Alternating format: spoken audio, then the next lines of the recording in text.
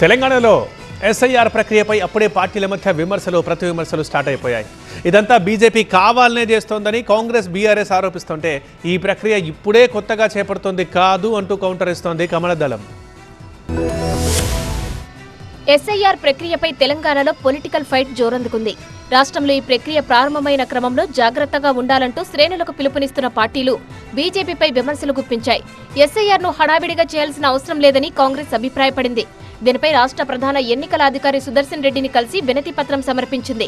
SIR వల్లే బెంగాల్లో రాజకీయ సమీకరణాలు మారాయని ఆరోపించింది. ఈ ప్రక్రియను ఏడాదిన్నర పాటు జాగ్రత్తగా చేయాలని కోరింది. ఎస్ఐఆర్ పై బీఆర్ఎస్ కూడా బీజేపీని టార్గెట్ చేస్తూ విమర్శలు చేసింది. బీజేపీకి ఓటెయ్యరని ముస్లిం, క్రిస్టియన్ ఓట్లు తొలగించే కుట్ర చేయొచ్చని ఆరోపించారు కేటీఆర్.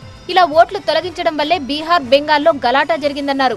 ఎన్నికల్లో గెలుపు కోసం వ్యవస్థల్ని బీజేపీ వాడుకుంటోందని ఆరోపించారు. తెలంగాణలోనూ అలాంటి అవకాశం కోసం బీజేపీ ఎదురుచూస్తోందన్నారు. అయితే కాంగ్రెస్, బీఆర్ఎస్ విమర్శలను తప్పుబట్టారు కేంద్ర మంత్రి కిషన్ రెడ్డి.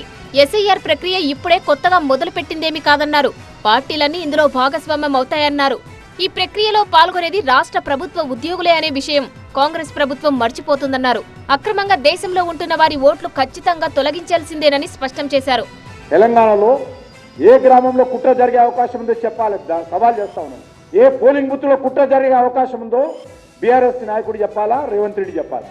ఈ రకంగా బాధ్యతారహితంగా, ఇర్రెస్పాన్సిబుల్ గా ఒక వర్గం వారిని రెచ్చగొట్టే విధంగా, ప్రభుత్వ ఉద్యోగస్తులను కించపరిచే విధంగా ఈరోజు బీఆర్ఎస్ పార్టీ, కాంగ్రెస్ పార్టీ వ్యవహరిస్తారు. ఇందులో ఏ ఒక్క విషయంలో అయినా సరే, ఎక్కడైనా నేను చెప్పినటువంటి మాటలకు వ్యతిరేకంగా ఓటర్ లిస్టు సంబంధించినటువంటి స్పెషల్ రివిజన్ జరిగితే దాన్ని యాజ్ అ పొలిటికల్ పార్టీ నేను కూడా దాని మీద మాట్లాడతాను. కానీ ఏమీ లేకుండా ఈరోజు కాంగ్రెస్ పార్టీకి అలవాటైపోయింది.